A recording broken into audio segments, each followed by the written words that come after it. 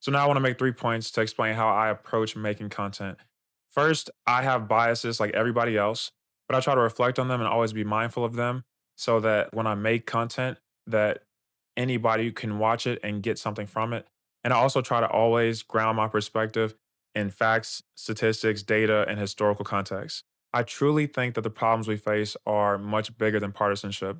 So that's how I like to look at things. The second point about my content is that I address two types of topics that I feel have a clear right versus wrong, topics like corruption, discrimination, constitutional violations. And for those topics, I ground everything in facts and research and clear, specific examples.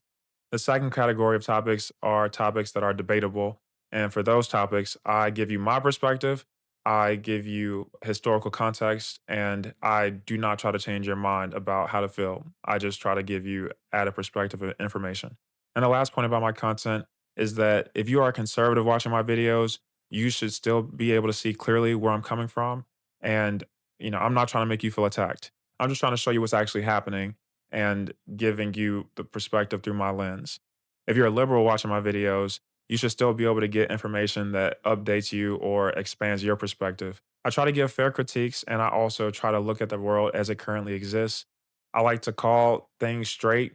I like to call balls and strikes, and I really dislike hypocrisies. So I like to call those out. So with any video I post, I'm not asking you to agree with anything I say. I'm asking you to consider, am I being fair? And am I grounding what I say in facts? So if you think you'd be into that type of content, you should like this video and follow me. More to come soon.